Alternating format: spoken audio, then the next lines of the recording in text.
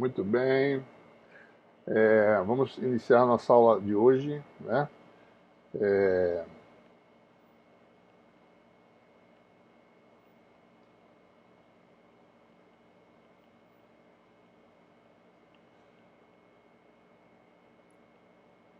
Aula 3, né? E hoje especificamente a gente vai falar sobre... a gente vai generalizar os conceitos da última aula, né? Vamos falar sobre polarizabilidade molecular, né? Ou seja, um parâmetro que permite determinar a função permissividade e susceptibilidade elétrica, né? A conexão dessas duas quantidades.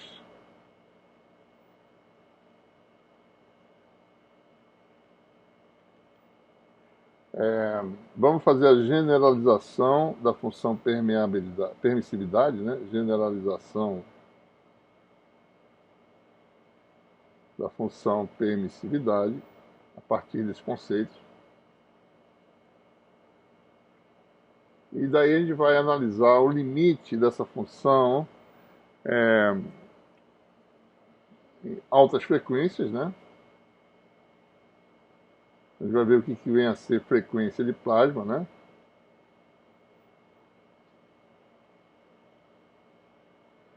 E a gente vai também analisar, com a mesma função permissividade, vai analisar o comportamento de metais, tanto em altas quanto em baixas frequências. Ou seja, com a função permissividade, a gente pode obter propriedades tanto de elétricos isolantes quanto de metais, né? Então, essa é a ideia, certo? As referências para essa aula são o livro principalmente do Jackson, né? Que tem o conceito de polarizabilidade na seção 4.5, né? E também na seção 7.7. Deixa eu ver aqui. 7.5, né? Ele fala sobre essas coisas que ele vai falar. O nosso livro, tá certo? Também, né? A gente não fala sobre esse tipo de coisa, ele fala só sobre, no caso da interação do campo com uma molécula, né? E mais ou menos generaliza de forma qualitativa. Certo? Mas no nosso caso é a nossa seção 7.7, né? Vou conferir aqui, tá certo? 7.7. 7.7, certo? A gente já falou sobre isso aqui, tá certo? Tanto na aula anterior quanto nessa. Se eu usar a mesma seção 7.7, ela não tem essa formulação que a gente vai desenvolver aqui hoje. Tem no Jackson, tem na seção 7.7 e tem nessa aula de hoje especificamente, algo que não tem também nessas duas referências, certo? Então, muito bem. Então, o que acontece? Vamos falar sobre polarizabilidade molecular, né? Primeira coisa que a gente vai falar, polarizabilidade molecular. Vamos entender o conceito. Habilidade molecular. A gente, para poder determinar a polarização, né, da matéria, como ela depende do campo aplicado, a gente precisa saber como é que o momento de polo é induzido por um campo aplicado, certo? E a gente precisa diferenciar o que é o campo macroscópico que aparece nas equações de Maxwell e o que é o campo real que aparece no material. Então, se você for olhar, né, dar um gráfico, você vai ver que o campo varia, né, das distâncias interatômicas, né, em torno de uma média, tá certo? Então o campo varia, né, de forma, ou seja, imagina várias cargas, distribuições de cargas, né? Então o campo vai variar, vai aumentar, diminuir, quando chega perto de uma distribuição, vai aumentar, etc. Em torno de um valor médio, né? Então, quais são os conceitos que nós temos? Um é o momento de polo induzido,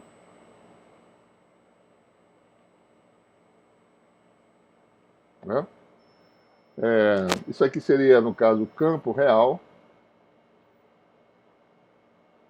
Isso aqui é o campo médio, né? Campo médio. Essa distância de variação aqui, isso aqui é mais ou menos a distância interatômica, né? Então as coisas variam apreciavelmente numa distância interatômica, mas se você tirar a média e calcular as coisas, por exemplo, densidade de carga, né? Você pega uma média no volume, né? Então,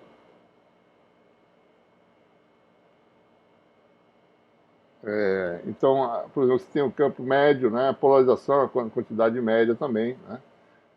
Vetor densidade de fluxo elétrico é a quantidade média. Bom, então o que, que nós temos? Você precisa saber. Sobre o dipolo, atua um campo real, né? É o valor real do campo real sobre o dipolo. Tá? É o campo real porque tem o campo externo e tem os campos internos. Né? Então você tem esse campo real. Barra é um valor médio macroscópico, né?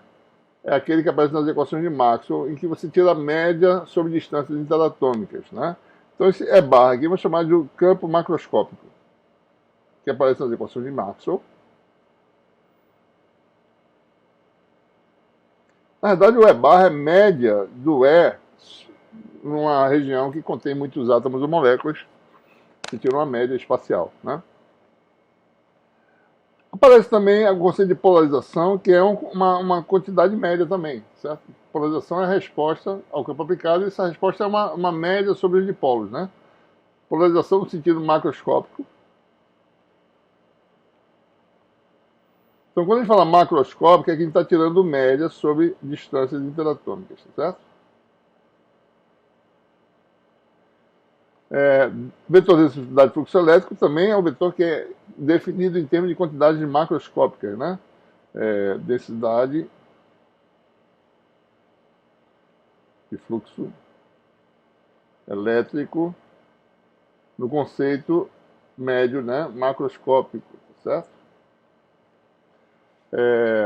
Então o que acontece?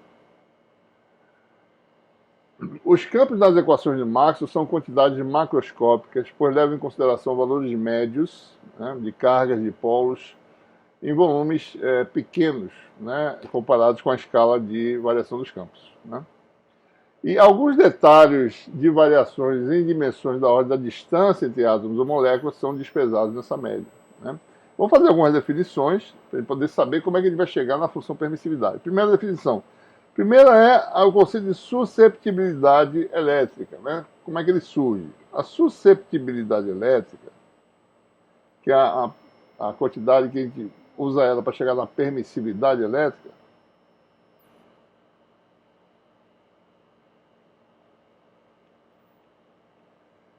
ela é uma relação entre a polarização induzida por um campo aplicado. Né? Vamos considerar materiais lineares, porque se você já começar com situações mais complicadas, como materiais não lineares, meios anisotrópicos, ele não chega a esse resultado. E vamos começar da situação mais simples. Meios lineares simples isotrópicos. E aí depois a gente pode analisar esses conceitos para situações mais complexas. Então a polarização é linearmente relacionada com o aplicado através de uma constante que é a susceptibilidade elétrica adimensional, né? Que é esse parâmetrozinho aqui chamado Ki, da letra grega Ki, do alfabeto grego, que é de elétrica, né? E a permissividade, observe, é uma relação entre quantidades macroscópicas, né? Por isso que a gente está botando essa barra aqui, certo? Não nós estamos usando notação vetorial porque admite-se que o meio é isotrópico. Então, cada relação dessa é aplicável nas três direções, né? Do material, certo? Permissividade elétrica é simplesmente obtida de relações de quantidades macroscópicas. D igual a epsilon é macroscópico, né? Isso vem da relação constitutiva, epsilon 0 é mais P. E observe que daqui, opa, isso aqui não é vetor não, P, né? A gente pode extrair, né, usando essas duas relações, que o epsilon vale epsilon 0, 1 mais susceptibilidade elétrica, que é adimensional. Então, essa é a relação que se obtém, né? Basta substituir o P aqui dentro e você extrai essa relação. Né? Bom, então você tem aí, obtida a susceptibilidade, você obtém a permissividade. Né? Então, para obter susceptibilidade, precisa determinar a relação de polarização macroscópica, né? certo? E campo elétrico macroscópico, certo? Daí você vai ter a susceptibilidade, e da susceptibilidade você tira a função dielétrica, a função permissividade. Né? Bom, e por sua vez, existe uma relação entre a polarização macroscópica e o momento de dipolo, mais ou menos, de cada átomo. Né? É mais ou menos a densidade de dipolos, N, momento de dipolo de cada átomo. Tá? Então, essa quantidade média, né, é relacionado ao momento de dipolo induzido naquele ponto. E em momento de dipolo induzido, esse N aqui é densidade de dipolos. Né? Vou botar aqui, só para lembrar. Densidade, né?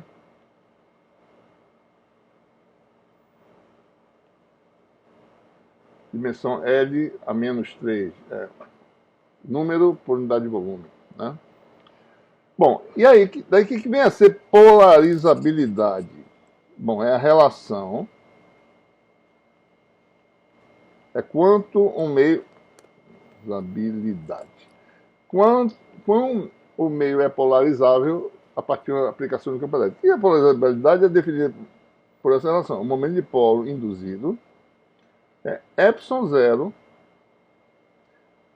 polarizabilidade chamada de eta, vezes o campo real atuando sobre o átomo. Essa que é a grande nuance dessa análise, certo? Não é o campo macroscópico. Polarizabilidade tem a ver com uma coisa microscópica, que é o momento de polo naquele ponto, e o campo que atua em cima daquele ponto, daquele dipolo, certo? Vamos ver a unidade da polarizabilidade. Ora, momento de polo é Coulomb vezes metro, unidade de epsilon zero é Farad por metro, unidade de eta, né? E unidade de campo elétrico é volt por metro, certo?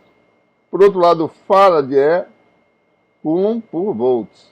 Né? Então isso aqui fica Coulomb metro, Coulomb por metro, Coulomb por volt, vezes 1 sobre metro, unidade de eta, volt por metro.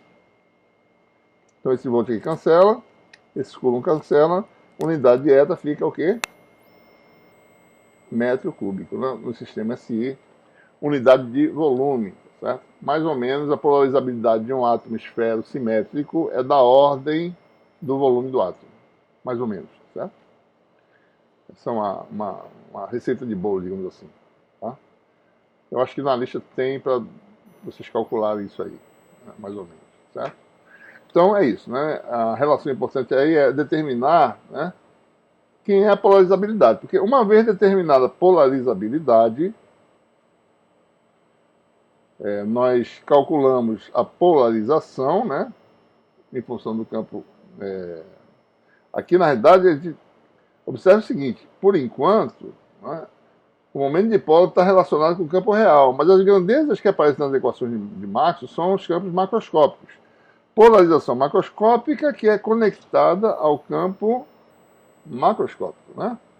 Está aqui, certo? Né? Polarização macroscópica conectada ao campo macroscópico. Então, aqui, por enquanto, eu tenho polarização macroscópica conectada ao momento de polo, né? E como é que se diz? E o momento de polo, por sua vez, ele não é conectado ao campo macroscópico, né? Ele é conectado ao campo elétrico local em cima do dipolo. Então a gente precisa saber quem é esse campo. Né? Bom, o campo real, essa é a pergunta, quem é o campo que atua no dipolo? Né? Esse campo ele pode ser escrito como campo macroscópico, que é o campo médio, mais uma correçãozinha. Certo? E precisa saber que correção é essa. Né? Certo? Esse campo de correção leva em conta o efeito dos dipolos próximos do dipolo também, sob consideração. Né? Ora, o que é o campo médio? Né? O campo médio é o campo das cargas, das distribuições de carga próximas ao dipolo sob consideração, no sentido médio, certo?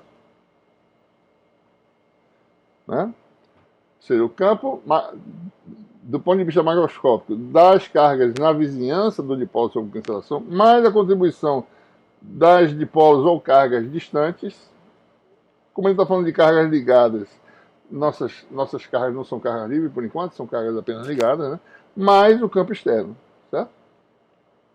Ficou um campo externo no material. Tá? O campo real, por sua vez, ele é a contribuição dos campos próximos, que é uma coisa real, mais a contribuição do campo distante. Mas só que a contribuição dos campos distantes pode ser calculada no ponto de vista macroscópico, que são campos que podem ser calculados no sentido médio. Então, mais essas contribuições aqui, é distante médio, mais é externo. Né?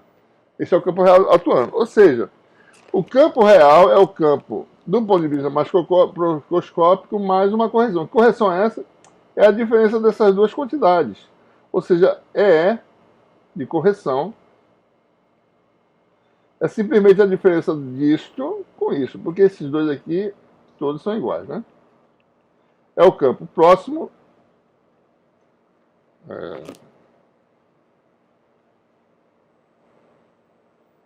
o campo de correção é o campo das cargas ou dipolos próximos, menos o campo próximo no sentido macroscópico.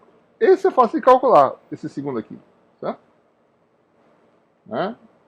Vamos calcular esse campo aí. Tá certo? O campo dos dipolos próximo ao dipolo sob consideração pode ser calculado com base nessa construção que eu vou fazer aqui. Aqui você tem uma esfera que você isola quem está do lado de dentro da esfera. Certo?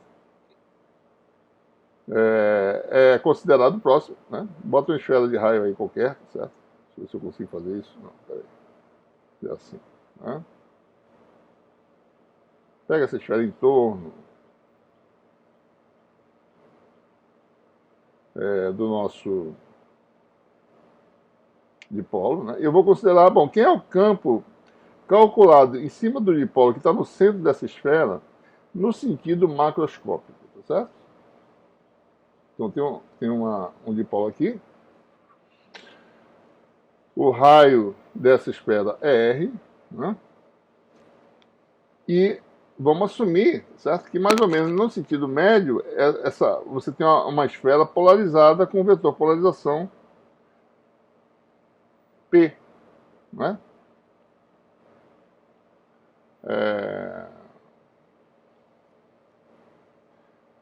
Isso aí seria uma polarização P no sentido macroscópico. Ora, nós já calculamos uma esfera de raio R, tá?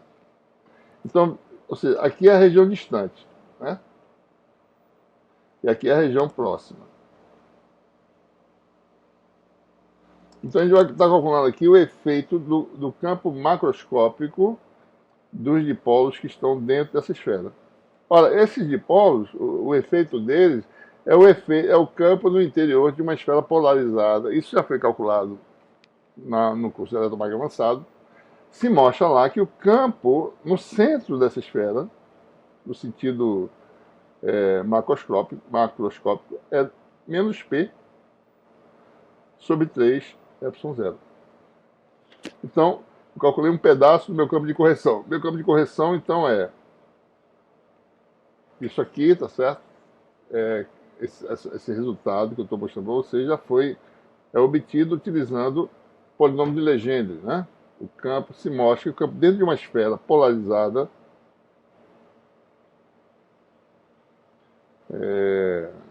em seu interior, polarizado uniformemente, seu interior é para baixo, né?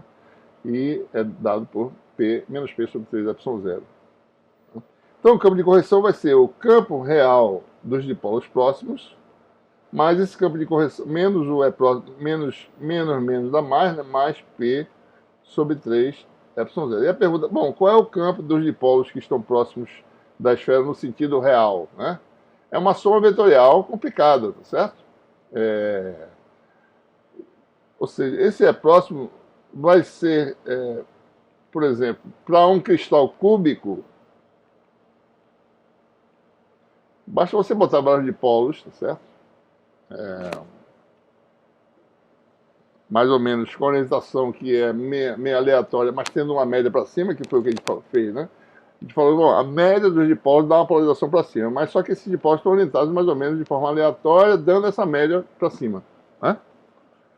Então, dipósitos aleatórios ou altamente ordenados, para um cristal curvo, pode se mostrar que esse campo próximo dá zero, certo? Para materiais amorfos, em que os dipósitos são desordenados, isso aqui também dá zero. Né? E para outra simetria, é de se esperar que esse campo próximo seja mais ou menos zero. Nem uma média zero, a soma vetorial dá zero, aproximadamente. Certo? Então, para todos os efeitos, o campo de correção, então, é menos é próximo, no sentido médio, isso aqui vai dar P sobre 3 epsilon zero. Então, esse é o campo de correção que a gente precisa fazer para atuar sobre o dipolo. Ou seja, o que a gente está fazendo aqui? Que o campo real é o campo macroscópico mais o campo de correção. Que isso aqui dá o quê? É barra mais P sobre 3 epsilon zero. Esse é o campo atuando, né? Atuando sobre o dipolo. Então, daí a gente agora pode determinar as quantidades que ele precisa. O que nós precisamos? Bom, vamos lá. Nós precisamos calcular. Momento de dipolo é igual a epsilon zero polarizabilidade vezes o campo real, que acabamos de mostrar que é dado por o campo macroscópico mais P sobre 3 epsilon zero. Né? Certo? Daí eu vou e calculo agora o que? A polarização, né? É N vezes P, momento de polo. Ou seja, a polarização vai dar quanto? Epsilon zero N eta é mais P sobre 3 epsilon zero. E daí me permite expressar nessa equação, tem P aqui, né? E aqui, como é que fica a relação entre P e E, certo? Então, P é igual a, como a gente falou antes, susceptibilidade vezes o epsilon zero vezes E. Então, se eu, por exemplo, vamos fazer aqui rapidinho, certo? Aqui você tem P, né? Igual, né? A epsilon zero N eta E mais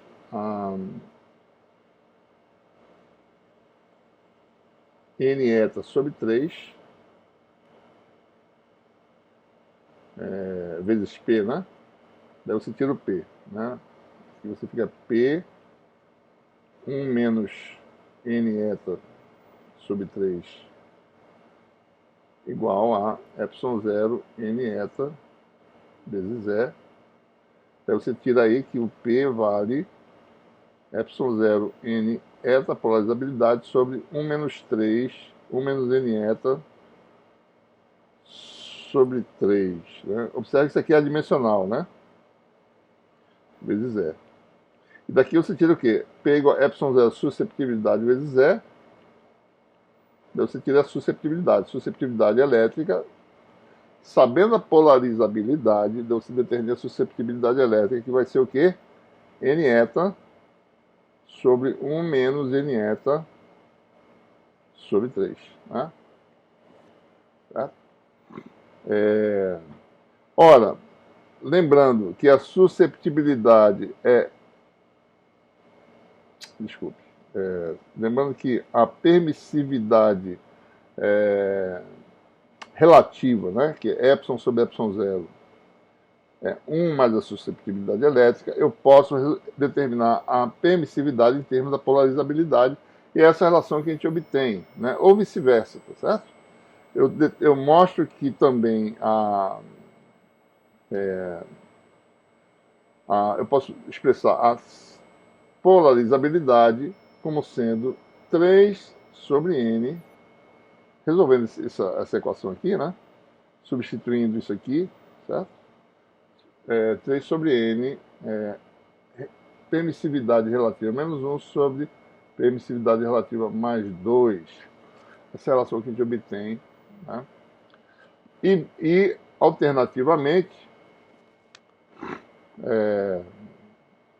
a gente tem essa relação.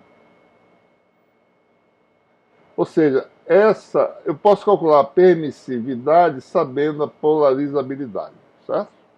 Dá para calcular aqui, né? Pode inverter essa relação e determinar. Uma relação importante que a gente obtém, certo? Primeira observação, né, que se você mede em laboratório a permissividade relativa no meio do material, você determina uma coisa microscópica que é a polarizabilidade, ou seja, quanto um dipolo se polariza sob a ação do campo elétrico, né? Que é aquela quantidade que a gente falou que tem dimensão do volume, né? Certo? Outra coisa importante, né? Se você observar aqui, tem uma conexão importante que é essa razão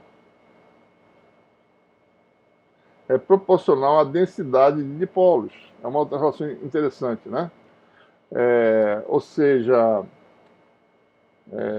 isso é uma relação que estabelece, né, uma conexão importante, né? Se você calcular para o material εr menos 1 sobre εr mais 2 é aproximadamente proporcional à densidade de dipolos, né?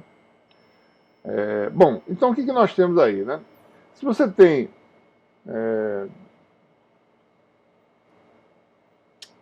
deixa eu voltar para cá, tá? Vamos voltar para cá, para essa expressão, a susceptibilidade elétrica igual a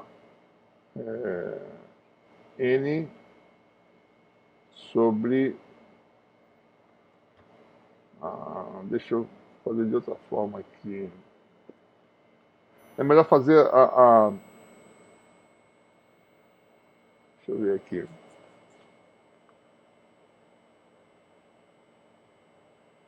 Deixa eu fazer de outra forma. Deixa eu fazer dessa forma aqui, certo? Vou pegar essa expressão aqui, vamos mais uma vez olhar essa expressão aqui, certo? Então aqui. Observe o seguinte, né? Deixa eu apagar isso aqui.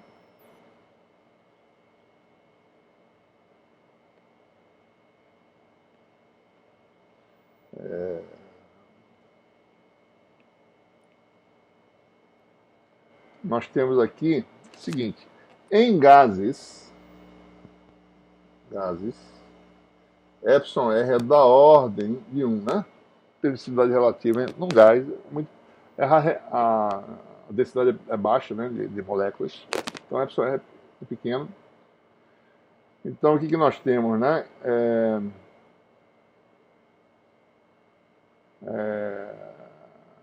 Então você tem que... Isso aqui é da ordem de 3, né? Então você fica... A polarizabilidade é da ordem, né, de 3 sobre N εr menos 1 sobre 3. Né? Então, εr menos 1... aliás, desculpe. A polarizabilidade é aproximadamente 1 sobre N εr menos 1. Né? Isso aqui é a susceptibilidade, né? Isso aqui é a susceptibilidade elétrica.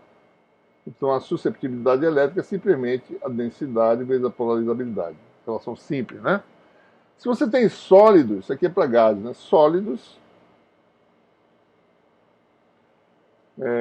ou seja, quando o εr é muito maior do que 1, né? A densidade relativa é mais alta, a densidade é grande. O que acontece?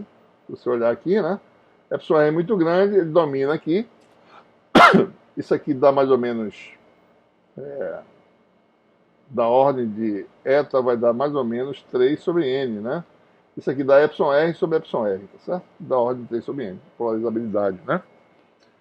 Então dá 3 sobre a densidade de moléculas, né? Isso aqui é para sólidos, εr é muito grande, tá? Bom, tudo bem.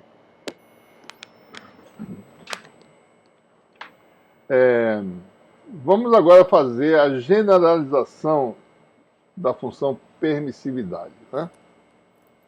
Generalização da função. Na aula anterior a gente falou sobre a ação do campo sobre um dipolo, né?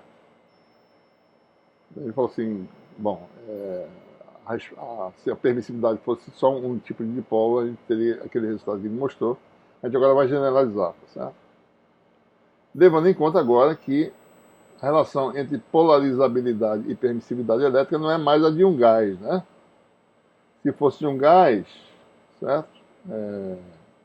Nós teríamos essa relação aqui entre polarizabilidade e permissividade, né?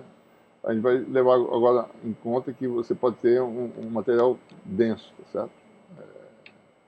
Então, deixa eu abrir aqui umas notas.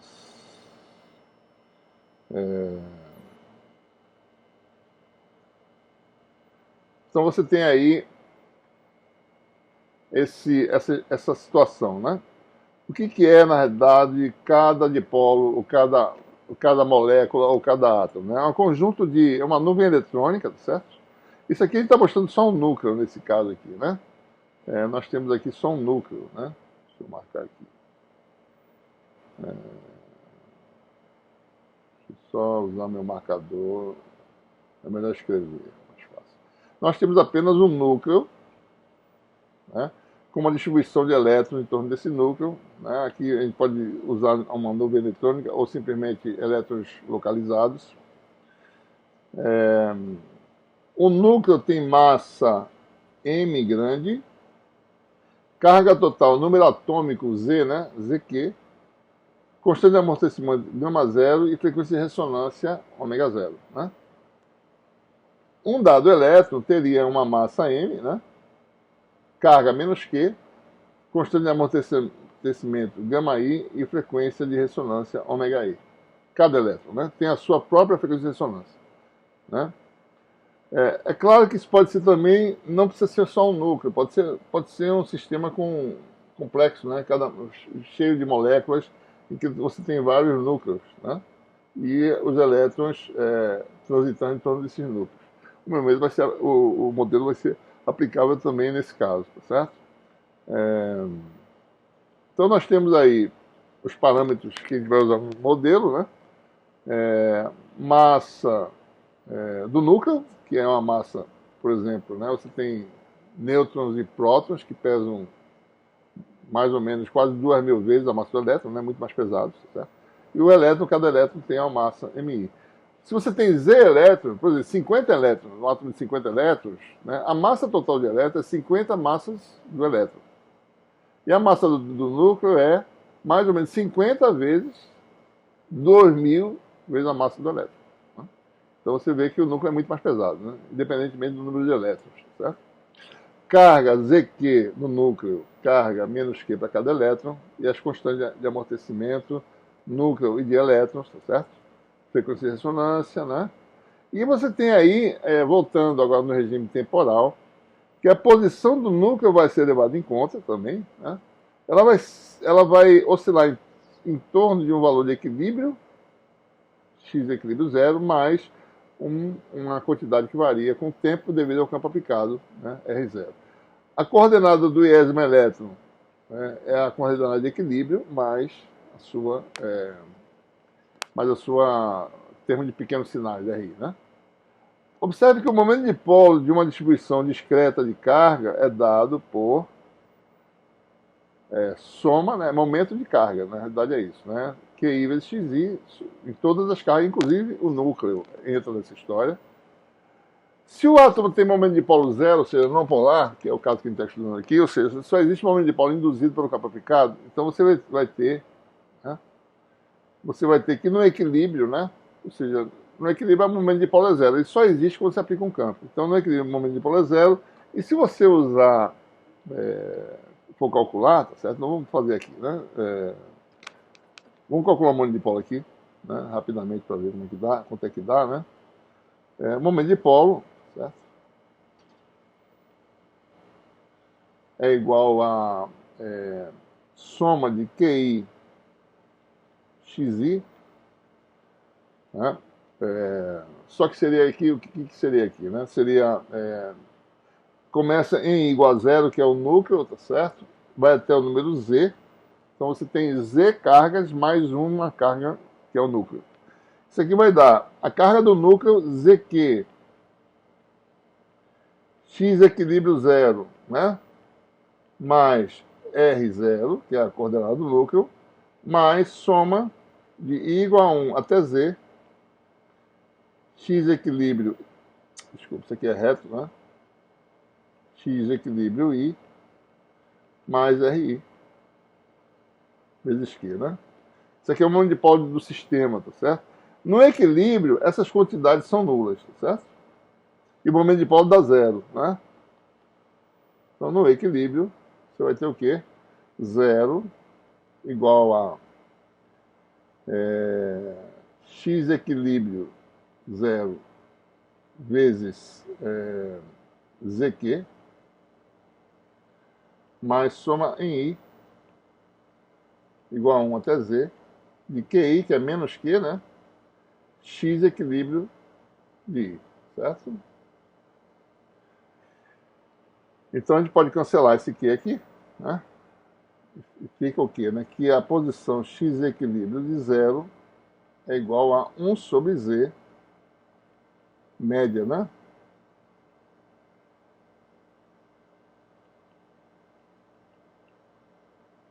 Esse é o resultado que a gente obtém, certo?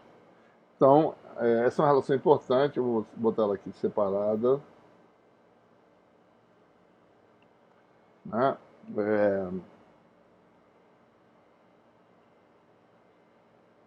A posição de equilíbrio do núcleo, ela é contrabalanceada pela soma vetorial, né? Dessas quantidades de posição de equilíbrio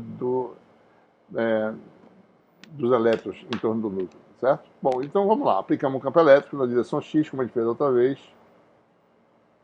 Tá? Você tem aí campo elétrico com a componente X. E para a iésima carga, né, ela vai oscilar, cada carga vai oscilar independentemente, né? De acordo com aquela equação de movimento que a gente falou na aula anterior, né? Massa vezes aceleração, força elétrica, força viscosa e força elástica, que é o desvio em relação à posição de equilíbrio, né? Proporcional, né? Frequência de ressonância ao quadrado vezes a massa. Isso gera uma equação muito parecida com aquela que a gente já estudou antes, né? Na aula anterior, certo? Né? Então, observe o seguinte, né? Que a derivada no tempo, né, dessas quantidades, isso aqui é RI, né? Certo? Essa diferença, né? X da ésima partícula menos x equilíbrio de I é RI. Derivada no tempo de XI é a mesma coisa que DRI dt. Né? Porque dx equilíbrio I dt é igual a zero, certo? Então isso aqui só dá a derivada da amplitude da oscilação. Isso aqui é a derivada segunda de quem? D2RI dt2. Então você fica com essa equação de movimento aqui, né? Vamos admitir que a coordenada da ésima partícula é dada por três por posição, né? Ou seja, são elementos de variação, né? Variações em torno do valor de equilíbrio. E você obtém três equações diferenciais, apenas uma não homogênea, que é aquela em que tem o campo aplicado na direção x, certo? Você tem aí essas equações, né? Na direção x tem a equação não homogênea, nas direções de y e z as equações são homogêneas. Nós já fizemos isso antes, né? A solução dessas equações, quando a constante de amortecimento é pequena em relação à frequência de ressonância, vai dar funções que decaem com o tempo, com a frequência natural ômega-i. Né? Já calculamos essa frequência antes também, tá certo? Deixa eu recarregar aqui minha canetinha. Só um minutinho, viu?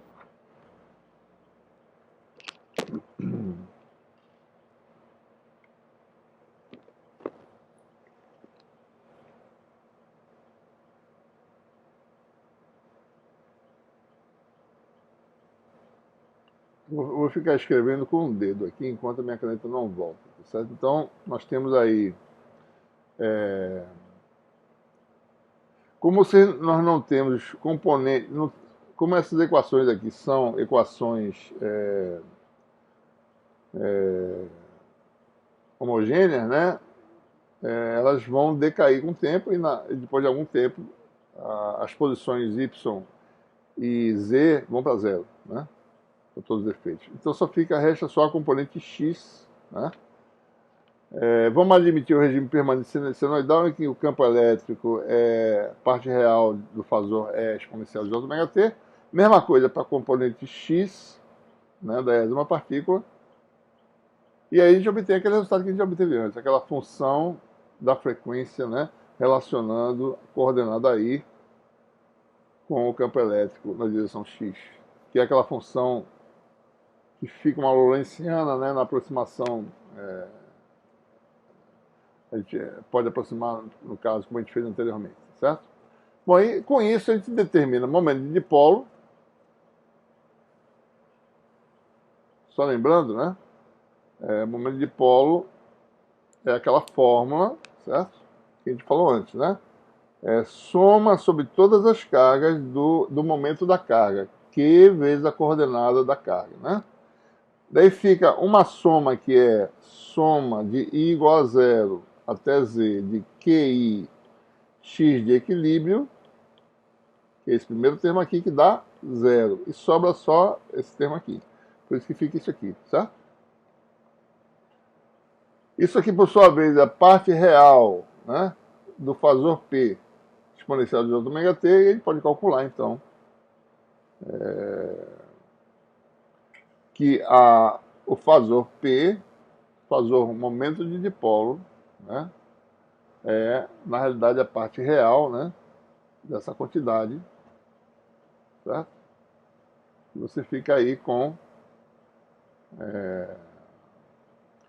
momento de dipolo igual a carga do núcleo coordenada no regime permanente do núcleo, mais carga de cada elétron coordenada no regime permanente de cada elétron, soma, né, nos Z elétrons, daí você tem a função,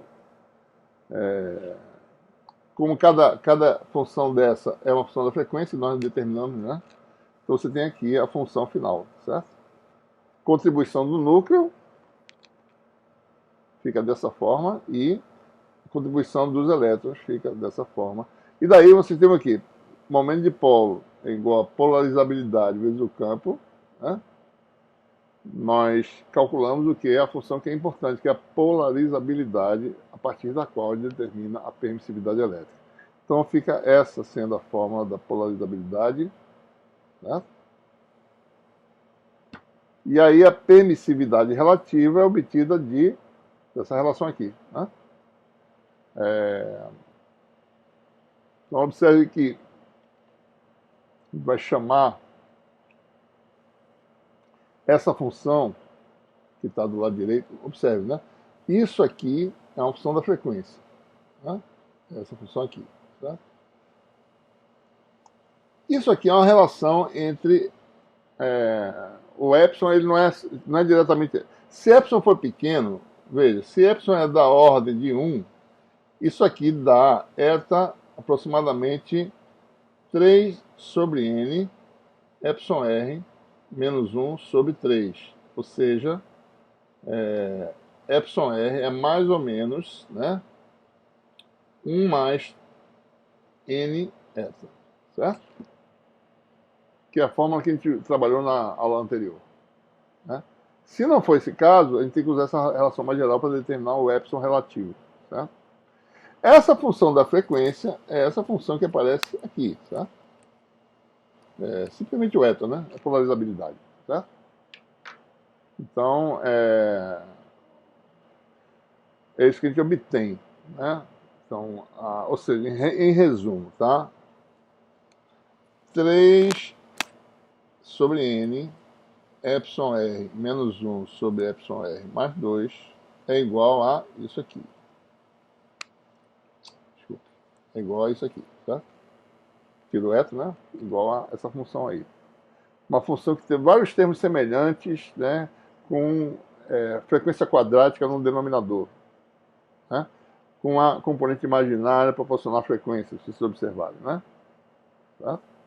Mas observe que isso dá máximos do módulo, digamos assim, né, dessa função em várias frequências, né? Por isso que a gente vê aquelas várias linhas de absorção em materiais tradicionais, certo?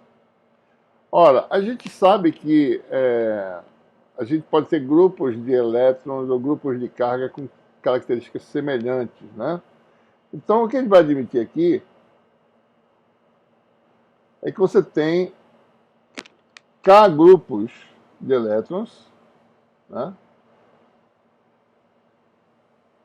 Késimo grupo tem FK elétrons com a mesma frequência de ressonância e a mesma constante de amortecimento. Ou seja, então a soma que é de I igual a 1 até Z se transforma num fator. Fica assim, soma, né, de K igual a 1 até K, e você agrupa FK elementos semelhantes, você multiplica então a mesma função da frequência por um parâmetro FK. Isso, na realidade, em mecânica quântica é chamado o oscillator strength, em inglês, né, que é o vigor do oscilador, né? Então, é quão forte aquela absorção vai ser, quem determina esse parâmetrozinho a ficar. Então, você fica com essa fórmula aqui, aqui a contribuição do núcleo separada, e você fica aí com esse peso e esse vigor do oscilador aqui, dizendo quanto maior é ficar, aquele grupo de cargas, né, absorve mais fortemente, né? Às vezes essa frequência é bem próxima, a gente aglutina numa frequência só, né? Às vezes a gente pode querer discriminar cada frequência dessa, certo? A gente tem resolução suficiente para poder observar, tá? E você tem que a soma do vigor do oscilador dá sempre igual a Z, né? Certo? Então o que acontece? A função f, essa função da frequência que dá uma medida da permissividade, tem esse comportamento que a gente já tinha mais ou menos talvez falado na aula anterior, não estou lembrado, certo? Essas funções da frequência, né, tem um comportamento assim, né, a parte real, e a parte imaginária tem comportamento absortivo, né, que a gente falou, né? A parte real tem a ver com dispersão, a parte imaginária tem a ver com absorção. Então você observa em frequências diferentes, né, essas dispersão normal e passou da ressonância anômala, né? Então você vê, isso é o que a gente observa nos materiais em geral, né, linhas ou bandas de absorção. E a parte imaginária, né, que representa perdas, que a gente falou também na aula anterior, né, você vai ter esses picos aí, certo? Se εr é da ordem de 1, isso aqui está errado, tá? Então, εr é mais ou menos 1 mais f de ômega. Tá? Deixa eu ver se é isso mesmo, tá, pessoal? Deixa eu rapidamente ver aqui. εr da ordem de 1, isso aqui vai dar 3 εr menos 1 sobre 3. Né? Cancela. Então, εr é da ordem de 1 mais f de ômega. Ou seja, calculando f de ômega, a gente pode calcular epsilon em geral ou, no caso, epsilon para gases rarefeitos, né? Você tem 1 mais essa função da frequência, né? Certo? Bom, vamos analisar essa expressão complicada, né, que tem vários termos, em algumas situações. O primeiro deles que eu quero falar é o regime de altas frequências. Tá? Então suponha que você tenha aí o seu espectro, né? Vou mostrar só a parte real de F aqui, certo? Só para simbolicamente, né? Várias situações. Você passou da última ressonância do material, ou seja, aqui está a ressonância, não? Essa é a última ressonância, certo? Então você está em ômega muito maior que a maior frequência de ressonância do material. Né? Então a frequência está muito grande. O que acontece? Vamos olhar a expressão aqui. Quando o ômega é muito maior que a maior ressonância possível, isso aqui pode ser desprezado.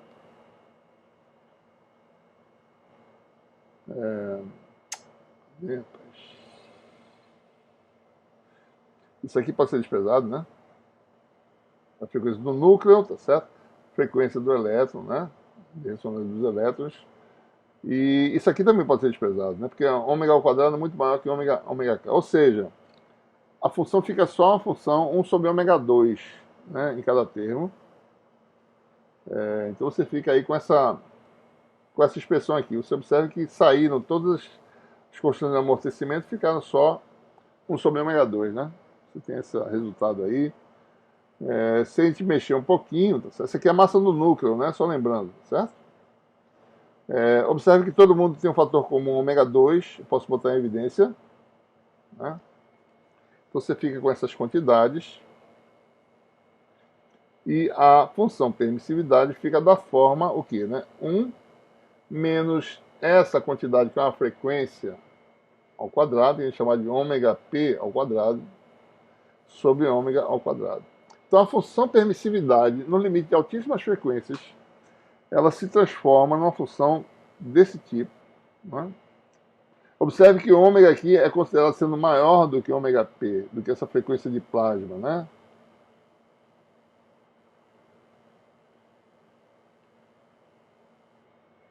E a permissividade se torna menor do que 1, aquilo que a gente falou anteriormente, né? Quem é essa frequência de plasma? Bom, vamos calcular aqui, tá certo? É dada por esse fator, né? NZQ2 sobre massa do núcleo. Aqui tem, a gente botou um Z ao quadrado sobre Z, e ficou aqui um fator MZ, né?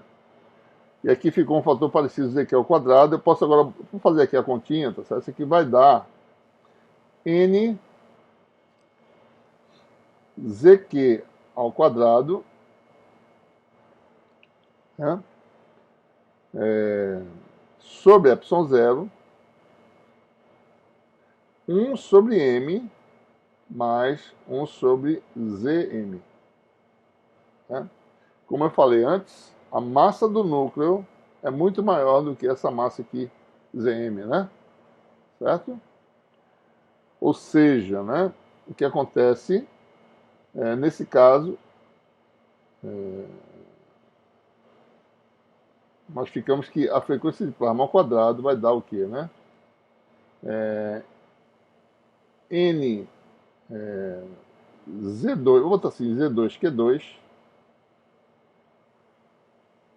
sobre epsilon zero Z vezes M, né? Isso aqui vai dar N vezes Z Q2 e esse Z aqui cancela com esse, sobre M epsilon zero. Então, resumindo, né, o resultado que a gente obtém é interessante, né? A frequência de plasma é igual a NZ Q2 massa do elétron sobre epsilon zero, né? Então, isso aqui é a densidade de elétrons no material, né? Porque cada átomo tem Z elétrons e você tem N átomos por unidade de volume. Então, N vezes Z é a densidade de elétrons no material. N vezes Z. Então, a frequência de plasma de qualquer material é dada por, o quadrado dela, né, é a densidade de elétrons, certo? Q2 sobre M epsilon zero. Isso é um resultado geral, certo? Qualquer material vai ter essa frequência de plasma. Na realidade, essa densidade de elétrons, eles podem estar livres ou ligados. Você pode ter átomos ionizados. Se eles estiverem livres, eles entram na história. Ou seja, é como se todos os elétrons, né, estivessem oscilando conjuntamente, né, como se fossem livres. A frequência aumentou tanto que não tem mais força restauradora. A força restauradora é desprezível em relação à força elétrica, né, a força de oscilação, né, que aparece, certo? Então, tudo se passa como se todos os elétrons estivessem oscilando livremente, né? Com essa... você tem um plasma, na realidade, certo? O material virou uma coisa, um gás de elétrons livres, praticamente, certo? Então, a frequência de plasma é importante saber esse comportamento aqui, porque a gente pode entender muitas coisas, certo? Por exemplo, eu vou falar só... eu vou falar de metais, mas eu já vou antecipar aqui, por exemplo, né? Quanto maior a densidade de elétrons no material, seja livres ou ligados, maior a frequência de plasma, né? Certo? Então, por exemplo, se você falar em metais que têm alta densidade de elétrons, a frequência de plasma é bem alta, né? Então, por exemplo, se você pegar um pedaço de uma lâmina, tá? Metalizada com prata, por exemplo, mas não muito espesso, tal que você possa ver através, tá certo? Você vai ver, se você olhar para alumínio, por exemplo, filme de alumínio sobre um pedaço de vidro, se você olhar para a luz, você vê a cor azul passando, certo? Se você botar prata também, cor mais ou menos azulada. Se você botar ouro, você vai ver meio esverdeado. Ou seja, o que está passando através do filme? Está passando a componente da luz de mais alta frequência. No caso do alumínio e da prata, é a parte azul, que é na borda superior do espectro visível, né? Você vê o azul passar, certo? Já o ouro tem a densidade de elétrons menor, a frequência de plasma é menor, porque alumínio, por exemplo, são 3 elétrons por átomo que são liberados, né? Então você tem densidade de elétrons alta, né? Livres, certo? Então você vê mais longe, né? Você vê mais... você vê o azul passar, no caso do ouro você vê o verde, porque a frequência de plasma do ouro é menor, certo? Então, consequência dessas considerações que a gente falou, né? Então, em resumo, né, para frequências acima da frequência de plasma, qualquer material, inclusive metais, né, se torna transparente, né, perante a passagem da radiação eletromagnética, certo? Né? Vou enfatizar isso aqui, certo?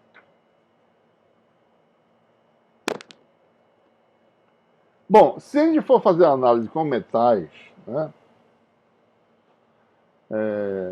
a gente pode descrever as propriedades de metais do mesmo jeito. Os metais vão ter uma parte dos átomos, dos elétrons estão ligados aos núcleos e uma parte dos elétrons estão livres, né? Então, os elétrons ligados, né, eles vão ser excitados pelo campo efetivo, né, que é esse campo que a gente calculou com aquela compensação da correção P sobre 3ε0, certo? E vamos enumerar os primeiros K-1 grupos, são esses elétrons ligados. Daí sobra o último grupo, que a gente vai enumerar, chamar esse grupo de elétrons livres. Esses elétrons têm liberdade de deslocamento por várias distâncias atômicas e interagem essencialmente com o campo médio, né? Esses são do K-º grupo, certo? Então, o que nós temos, né? A gente vai diferenciar os elétrons ligados dos elétrons livres. O que a gente quer fazer? A gente quer determinar a função permissividade para esse tipo de material, que tem elétrons livres também, né? Então, vamos dizer que os elétrons ligados têm um momento de polo induzido, né, que interage com o campo real, aquele campo real que a gente calculou que a correção é PB, e os livres, free, né, PF, o momento de polo associado a esses elétrons é PF, certo? Da relação de campo de correção que a gente mostrou, né, que os elétrons ligados vão ter uma conexão, vai ter uma polarizabilidade de elétrons ligados, né, cargas ligadas, que tem aquele campo de correção. Já os livres não têm o campo de correção, a gente vai usar simplesmente o E. Né?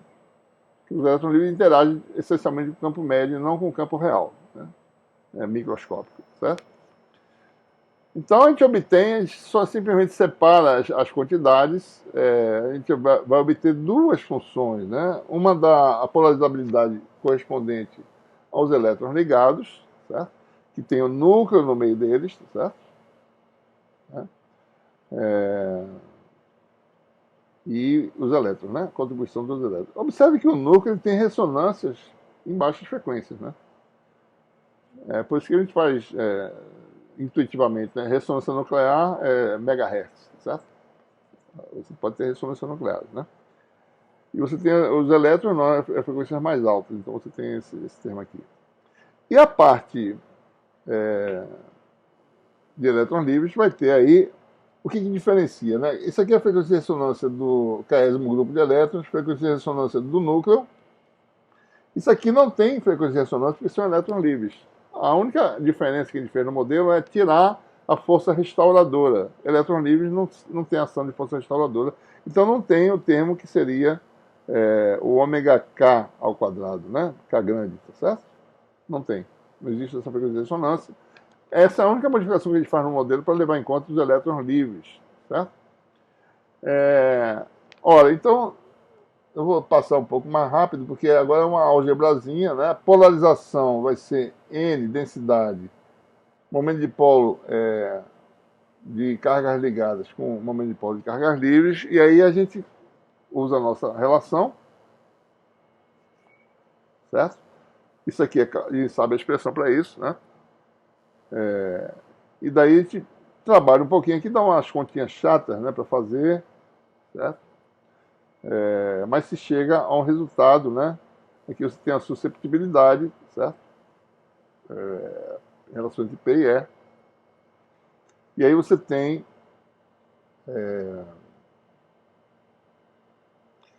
que a permissividade relativa tem uma contribuição das cargas ligadas, dos dipolos, né?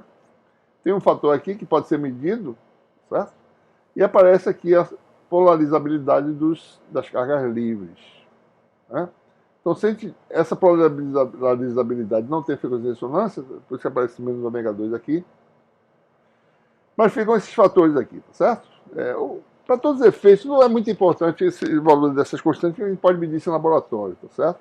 Mais uma vez, temos uma frequência de plasma, que é esse fator todinho aí, tá certo? Esse fator aqui a gente chama de frequência de plasma, né? Isso aqui é a densidade de elétrons livres, Q2 sobre M epsilon 0. Né? Tá aqui a densidade de elétrons livres, esse N aqui, né? Como ele está mostrando aqui. E a permissividade fica, então, com uma parte real e uma parte imaginária, certo? O importante é a gente olhar para essa expressão aqui, tá? Né? Você tem aí, separando, né? A gente pode calcular a parte real, a gente tem que fazer multiplicar pelo conjugado, né? Multiplicar numerador e denominador pelo conjugado para determinar a parte real imaginária, a gente pode calcular, certo? Isso aí vai dar esse resultado aqui, certo? Então a parte real, né? Suponha que isso aqui fosse 1, tá certo? Mais ou menos, né? Só para dar uma ideia, o que a gente está obtendo para o metal. O metal ele tem um comportamento que o epsilon' é mais ou menos 1 menos ômega p ao quadrado sobre ômega ao quadrado, certo? Porque se epsilon br for da ordem 1, dá 3 sobre 3, aqui cancela, né? Esse aqui dá 1 também, certo? Então dá aquela função que é a permissividade elétrica de um metal. Agora, a frequência ômega pode ser qualquer, certo? E a parte imaginária tem esse fator aqui, né? Então o que acontece? Esqueça um pouquinho esse fator aqui, tá certo? Digamos que seja da ordem 1, né? Então, para ômega menor que ômega p, o que acontece? Isso aqui é maior do que 1 e epsilon' é negativo. Então, primeira observação, né? Para frequências abaixo da frequência de plasma, da ordem da frequência de plasma, né? A parte real da permissividade de um metal é negativa, certo? Então, olhando o metal não como tendo condutividade, mas como tendo permissividade, conclui-se que abaixo da frequência de plasma, né, você tem aí quando o epsilon, aquele fator é da ordem 1, né, você tem parte real e a parte imaginária aqui, certo? Então você fica com essa função, lembrando que gama K é 1 sobre o tempo de colisão, né? Então, você tem esse fator aqui. Isso aqui é a parte imaginária da função permissividade. Então, para ômega menor que ômega p, o importante é que a parte real tem um valor negativo de permissividade, certo? Então, a gente vai ver depois, né? A gente vai estudar isso ainda, né? Vai ver. Olha, quando o epsilon é negativo, né, a tendência é o material não deixar o campo eletromagnético atravessar. Ele reflete metal, né? Simplesmente reflete de volta, certo? E quando você passa da frequência de plasma, né, a parte real se torna positiva. Daí o meio se torna transparente, que é o que eu acabei de explicar para vocês sobre a questão da transmissão através de filmes finos, né? Certo? Ok? Ou seja, se você tem um filme fino na frequência abaixo da frequência de plasma, você não vê do outro lado, né? Então você não vê uma cor vermelha, por exemplo, do outro lado. Filme de prata, tá certo? Se a frequência é maior que a frequência de plasma, ou seja, azul já é acima da frequência de plasma da prata ou do alumínio, então você vê o azul passando. Né? Você começa a ver o azul, cor azul, que é o que acontece. Tá? Ora, vamos conectar esse resultado que a gente obteve para o metal, para o comportamento de metais em baixas frequências. Né? Regime de altas frequências, ou seja, o metal se comporta com essa função permissividade, que é negativa para frequências abaixo da frequência de plasma e é positiva para frequências acima. Né? E no regime de baixas frequências, o que acontece? Né? Então vamos olhar para as equações de Maxwell, principalmente essa equação que tem a relação entre rotacional de H e as correntes. Né? Se você tem corrente livre e corrente de deslocamento, você tem duas componentes aí, J, J ômega D, J igual a sigma E, né? E D igual a epsilon E, certo? Então a gente pode ver isso de dois pontos de vista, né? Vou escrever aqui separadamente, certo? Rotacional de H é igual a J, que é sigma E, né? E mais J ômega epsilon, né? J ômega epsilon E. Né? Se fosse só corrente, seria J, né? Então isso aqui pode ser visto como sendo uma condutividade efetiva, certo?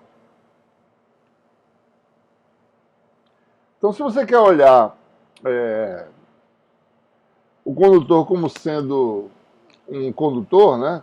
Como tendo condutividade, então você olharia ele como tendo uma condutividade efetiva sigma mais J ômega epsilon, né? Certo? Se você quer ver o condutor como tendo uma permissividade, se você atribui as propriedades de transportes exclusivamente à função permissividade, eu vejo essa equação de uma forma diferente. Eu boto isso aqui da J ômega epsilon efetivo e agora o meu J ômega epsilon efetivo é sigma mais J ômega epsilon, né? Então, meu epsilon efetivo é igual a epsilon menos J sigma sobre ômega, né? Então, o material ter condutividade é como se ele tivesse uma parte imaginária de permissividade dada por sigma sobre ômega, né? Então, se eu chamo isso aqui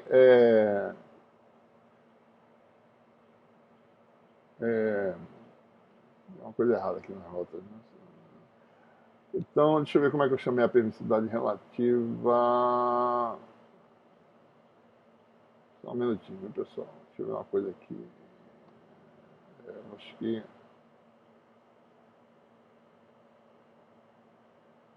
relativo do Arlinha. Né? Ah, tá. Epsilon do Arlinha. Tô usando uma anotação aqui meio confusa, sabe?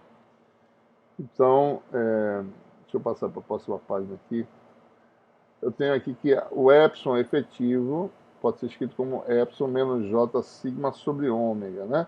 Isso aqui, se eu escrever da forma epsilon menos j epsilon do Arlinha, eu pego a parte real, pego o epsilon do material, a parte real do epsilon jogo aqui, certo? E a parte imaginária simplesmente está conectada com sigma sobre ômega. Ou seja, se eu calculo a parte imaginária da permissividade, eu determino a condutividade sigma. Né? Então vamos olhar a função permissividade e determinar a condutividade a partir dela e ver o que a gente obtém para ver que as coisas são conectadas. Né? Se a gente for ver aqui, deixa eu ver aqui a relação aqui, né? Essa aqui é a função permissividade, né? Mais complicada que a gente derivou. Certo? Parte ligada, né? Mais aquele fator na frente, aquela função, tá certo? Ômega 2 mais J ômega gama K. Né? No regime de baixas frequências, né? Ômega ao quadrado é muito menor do que ômega gama K. Porque ômega se torna muito pequeno. Ômega ao quadrado se torna muito menor do que ômega vezes outro fator, certo? Então esse termo aqui domina, né? Então você fica com epsilon BR, e aqui fica o ômega, fica aqui, tá certo? E aparece, aqui são os fatores que aparecem lá, tá certo? Isso aqui pode ser da ordem U, mais ou menos, né? Mas você fica com uma função que é 1 sobre ômega, né? Ou seja, a permissividade fica essa função que é da ordem. Ou seja, para baixas frequências, essa parte aqui que é imaginária fica com a função 1 sobre ômega, né? E lembrando que o sigma é ômega epsilon duas linhas, certo? Então, se o epsilon duas linhas é 1 sobre ômega, esse ômega aqui vai cancelar, certo? Então você fica aí com essa, botando aqui, né, gama K é 1 sobre tau K. Tau K fica em cima, né, porque o gama K estava embaixo, né? O tau K em cima. Se a gente for destrinchar, tá certo? Você obtém esse resultado aqui para a condutividade, né? Você, dado o epsilon do arlinho, você determina a condutividade. Ora, se você faz isso aqui mais ou menos igual a 1, tá certo? Isso aqui vai dar o quê? Densidade de elétrons, quadrado da carga, tempo de colisão sobre a massa, que é a forma que a gente derivou no caso eletrostático, né? Condução elétrica, a gente deriva essa expressão para a condutividade elétrica de material, né? Densidade de elétrons, carga ao quadrado, tempo de colisão sobre a massa, né? Ou seja, as coisas são conectadas. Então, o que é importante a se dizer aqui é o seguinte: eu posso olhar um condutor, eu esqueço a condutividade e jogo todas as propriedades do transporte na função permissividade, né? Isso é uma coisa muito útil, que a gente vai fazer muito isso no tratamento de metais, né? A gente vai usar a função permissividade no lugar da condutividade, para poder determinar as propriedades de passagem de campo eletromagnético por metais ou por meios absorvedores em geral, tá?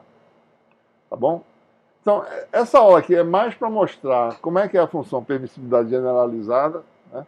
É aquela que tem muita conta chata para fazer, mas o importante é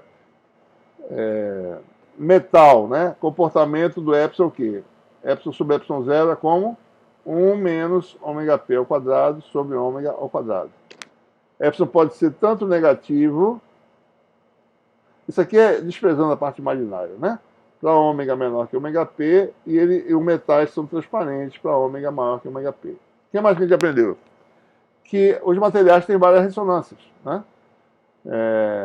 Então você observa isso no espectro, né? Aquelas funções 1 sobre ômega 0 ao quadrado menos ômega 2, etc., são funções que têm esse comportamento aqui, certo? Você observa várias absorções. A intensidade de cada absorção dessa depende do parâmetro que é o vigor do oscilador, né? Você pode ter uma absorção pequena aqui e uma mais intensa lá embaixo, e outra menor, certo? Então depende de quantos elétrons semelhantes tem para absorver fortemente naquela região, né? Então, essencialmente, é o que a gente tinha para falar hoje, né? Essa aula foi um pouco chata, porque são muitas continhas chatas, muitas aproximações, mas, essencialmente, é isso que a gente quer transmitir, a questão da função permissividade, conexão com a condutividade, né? E o comportamento de metais, certo? Em altas e baixas frequências, tá bom? Então, ficamos aqui, até a próxima.